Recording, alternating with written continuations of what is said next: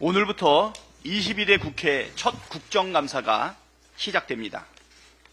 민주당은 오늘부터 시작되는 국정감사를 끝장 국감, 국민 눈높이 국감, 민생 국감이라는 3대 기조를 중심으로 정권의 6대 의혹을 파헤치고 민생을 위한 5대 대책을 제시한다는 의미를 담아 365 국감이라고 이름을 붙였습니다. 윤석열 정권 2년 6개월 동안 온갖 괴이한 의혹들이 불거져 나왔습니다. 그 괴이한 의혹들을 뿌리를 쫓아가다 보면 어김없이 김건희 여사가 등장합니다. 우리 국민들 속이 아주 부글부글 끓어오르고 있습니다.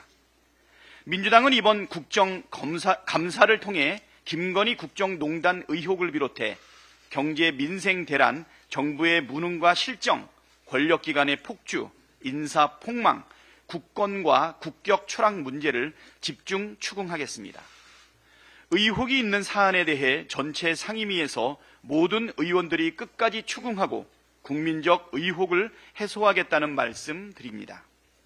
아울러 민생회복 지원 대책 등 힘겨운 국민의 삶을 개선하기 위한 대책도 제시하겠습니다. 민주당은 국민의 편에서, 국민의 입장에서 꽉 막힌 속을 시원하게 뚫어드린다라는 약속을 드리겠습니다.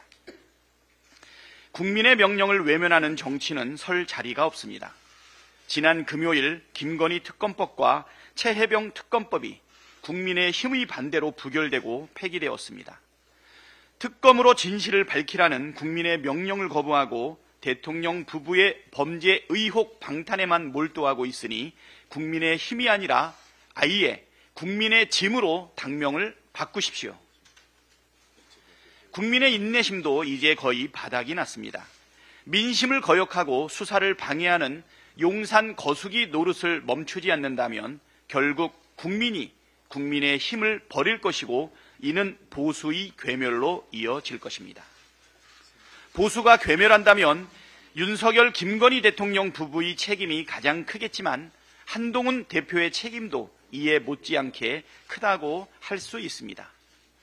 우리 국민께서는 지난 총선에서 윤석열 정권을 심판했고 윤석열 정권의 잘못된 국정을 바로 잡으라고 한동훈 대표를 국민의힘 대표로 뽑아줬습니다. 그런데 수평적 당전 관계를 만들겠다, 특검을 추진하겠다 했던 국민과의 약속은 지키지 않고 대통령 부부 눈치나 보면서 할 말도 제대로 못하고 있으니 국민께서 보시기에 얼마나 한심하겠습니까? 한동훈 대표는 이제라도 윤석열, 김건희 대통령 부부의 괴이한 정치와 결별하고 국민께 약속한 대로 특검에 적극 협조하길 바랍니다. 그래야 조금이라도 책임을 덜게 될 것입니다. 민주당은 국민의 명령을 받들어 김건희 특검법과 최혜병 특검법을 조속하게 재추진하겠습니다.